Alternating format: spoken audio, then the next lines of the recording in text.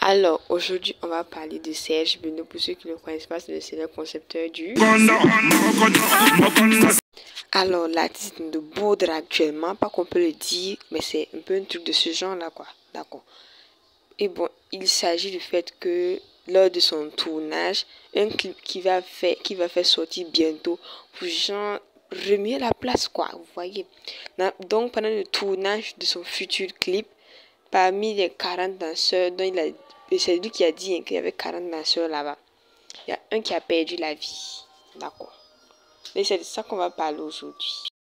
Bref, dans l'explication. On était en train de tourner. On était pratiquement au début même du tournage. On a fait 2 ou 3 prises, je crois. Et puis, il y a un incident qui s'est produit. Le jeune homme s'est retrouvé là où il ne devait pas être. Et puis, il a été électrocuté. Ok? Malheureusement, il a rendu l'âme. D'accord? Ça, c'est pour être bref. Je n'ai pas rentré dans tous les détails de l'affaire.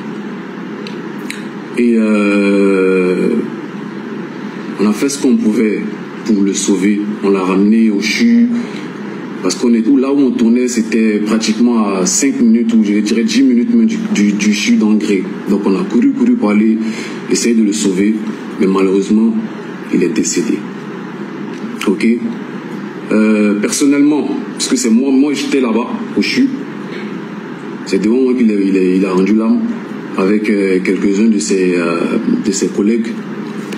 Personnellement, j'ai commencé toutes les démarches avant même d'informer sa famille, parce qu'il fallait régler des trucs au niveau de la morgue, régler autre chose au niveau de la police et tout, pour que la morgue puisse déjà même prendre le corps, le mettre à l'intérieur, parce qu'il n'est pas mort, c'est pas une mort naturelle. Donc c'est dans ce genre de choses-là, il y a beaucoup de procédures. Donc j'ai commencé à faire toutes les procédures jusqu'à 23h à la PJ, où j'allais faire aussi, la PJ m'a entendu. Donc en gros, quand l'incident s'est produit, il y a la police scientifique qui est venue, qui a fait, je ne sais pas comment on appelle ça, je ne sais pas si on a dit une enquête ou bien une expertise, bon bref, un constat, voilà, merci pour le mot, un constat. Et il y a la police normale là, qui est venue, qui ont fait aussi leur constat. Et puis, il y a la police judiciaire qui est venue encore, qui a fait son constat, et tout. Donc, ils nous ont pris, nous, les responsables du projet, pour aller aussi nous entendre. Enfin bref, toute la paperasse, on a tout fait. Et puis, ils ont écrit dans leur, comment on appelle ça, dans leur compte rendu, que c'est un accident de travail. Ok? Donc, nous on quitte là-bas à 23h20, minuit, peut-être même 1h du matin, mais si je me rappelle bien. Le même soir, on cherche à savoir où ses parents, qui sont ses parents, où l'enfant vivait, tout.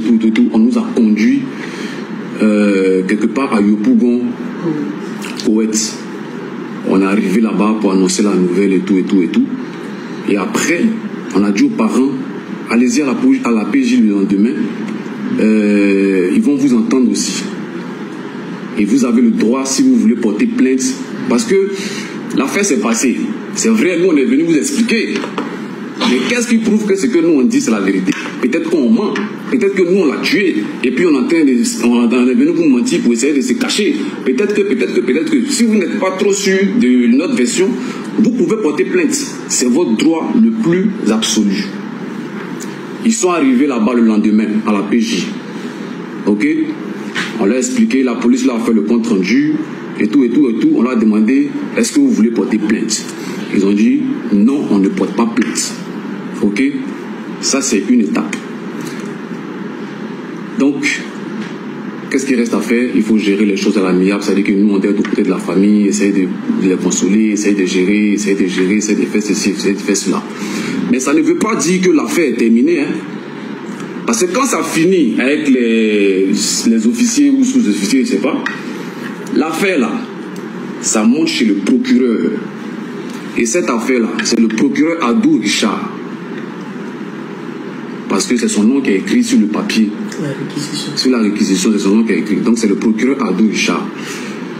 Quand ça vient chez le procureur là, lui, il il regarde l'affaire, il lit, il peut faire ses analyses, et puis il va voir que peut-être l'affaire là, c'est pas clair. Donc lui, il peut décider de poursuivre qui de droit dans l'affaire. Donc ça veut dire que même si les parents ont dit qu'ils ne portent pas plainte, lui, le procureur là, c'est lui qui a le dernier mot. Ok? Pendant ce temps, le corps est à la morgue. On est d'accord? Bien conservé.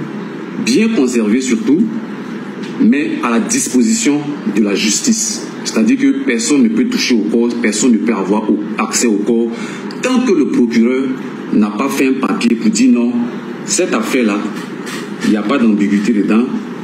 Bon, ok, c'est bon, vous pouvez commencer à faire toutes les démarches affiliées. C'est ce qu'on appelle une main levée. Ok? Donc ça veut dire que c'est le procureur de la République qui a le dernier mot sur l'affaire. Nous, on n'a qu'à sauter, on n'a qu'à dire ce qu'on veut, on n'a qu'à faire quoi que ce soit. C'est lui seul qui dit, quand lui il finit de parler là, c'est là on dit que non, l'affaire là, c'est bon, c'est classé. Donc pendant ce temps, qu'est-ce que nous on fait? On va voir la famille pour être à leur côté, tu vois, pour dire non, bon voilà, vraiment on est désolé, ce qui s'est passé, c'est un accident, c'est vrai, mais bon, on est avec vous, vous voyez non. Enfin, le protocole habituel que vous connaissez, que tout le monde connaît. C'est comme ça que on est arrivé. Je vous ai dit que j'étais déjà passé le même jour les voir. Ils ont demandé à ce qu'on revienne le dimanche. Donc dimanche, on est parti chez eux. L'oncle en question que vous avez vu dans la vidéo là, il était là. Et puis, on a commencé à parler. On nous a posé des questions. Comme quoi, qu'est-ce qui s'est passé réellement? Il dit, mais attends, mais la dernière fois on est quitté chez vous, on vous a expliqué ce qui s'est passé. On n'a pas venu expliquer encore. Bon, j'ai compris que peut-être les gens voulaient plus de détails. C'est comme ça qu'on a réexpliqué l'affaire avec tous les détails possibles. C'est-à-dire comment l'enfant est quitté chez lui et puis il est venu se retrouver sur mon lieu de travail et comment il a trouvé la mort. Donc en donnant les détails de l'affaire, j'ai clarifié que personnellement, c'était pas quelqu'un que je connaissais. Voilà. Moi, j'ai des équipes qui travaillent pour moi. J'ai donné l'argent pour qu'on fasse mon travail. J'ai donné l'argent à mon chorégraphe. Le réalisateur a dit pour ces clips-là, comme on lui voit le truc, il nous faut au moins beaucoup de danseurs. On dit combien de danseurs? 40 danseurs. Moi, c'est pas moi qui vais chercher les 40 danseurs. J'ai un chorégraphe qui est là, qui est chargé de ça. Je lui ai donné l'argent, c'est lui qui va recruter les gens. Donc, l'enfant qui est venu à mon clip là, personnellement, je ne le connaissais pas, mais ça me fait mal. Tu vois, non? Il est arrivé, il est venu travailler moi pour la première fois de sa vie. Et puis, l'amour est venu le trouver comme ça, tu vois. Et puis, j'ai expliqué encore dans tous les détails, bref. Et je vous passe tous les détails de la réunion parce que c'est une réunion qui a duré 3h30 à peu près. 3h34 pour être plus précis, parce que j'ai tout enregistré ce qui s'est passé là-bas. Ok? Personnellement, j'ai eu l'impression qu'on était à un procès quand je suis arrivé là-bas. En gros, on me faisait un procès. C'est-à-dire que les parents même, peut-être qu'ils n'avaient pas la bonne version de l'histoire. Parce que, de toute façon, ils me parlaient, mais c'est comme si, en gros...